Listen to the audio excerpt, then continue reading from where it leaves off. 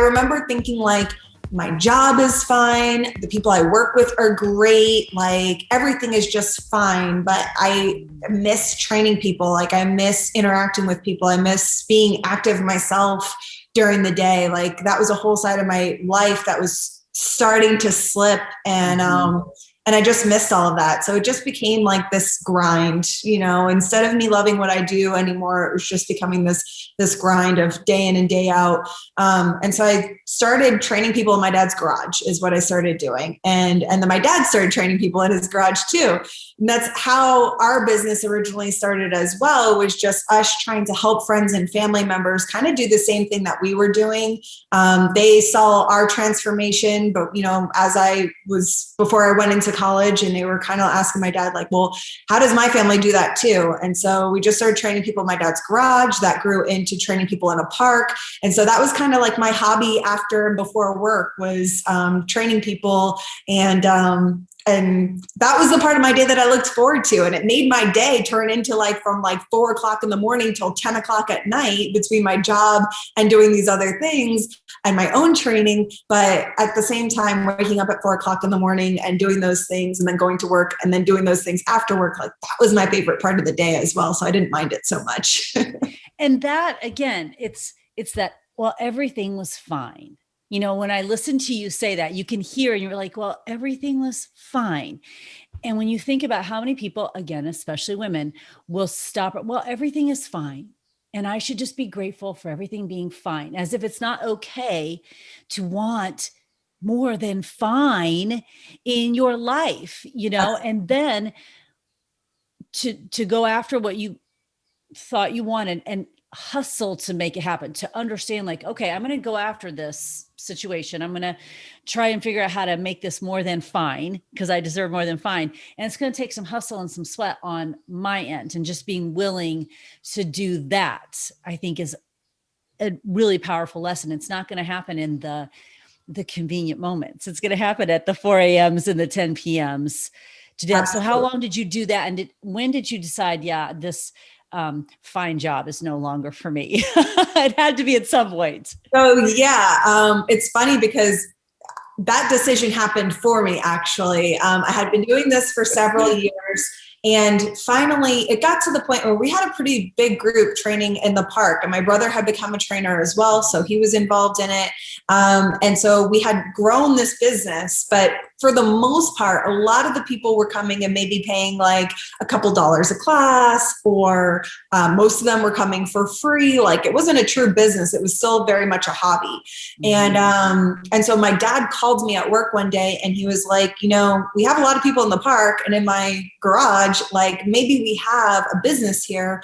I'm going to go look at a facility this afternoon that I found, do you want to come with me? And it's like midday. I'm in the middle of my work day and I'm like, no, Dad, I can't go open up a magical gym today. Like, sorry, click. And then I sat there at my desk thinking like, well, I can ask if I can leave early and just see what he's doing. So I asked and my boss was like, yeah, okay, see you tomorrow. And I was like, okay. And then I walked into this little tiny, like less than 1,000 square feet facility that my dad had found. And I just like had this feeling like we're in the right place at the right time. We're doing the right thing. This is what we were supposed to be doing. And so that's when I really kind of was like, okay, I'm in. And from all of that time working from 4:00 in the morning to 10:00 at night, I had managed to save $3,000. And like you said about the universe, first, last, and security was $3,000. And I literally emptied out my bank account that day for first, last, and security. And we had a gym, like a magical gym. Megan, like I can't even with it. Like I didn't even hear all these details when you were here in Indianapolis in January. And it's just like everything about this is so powerful.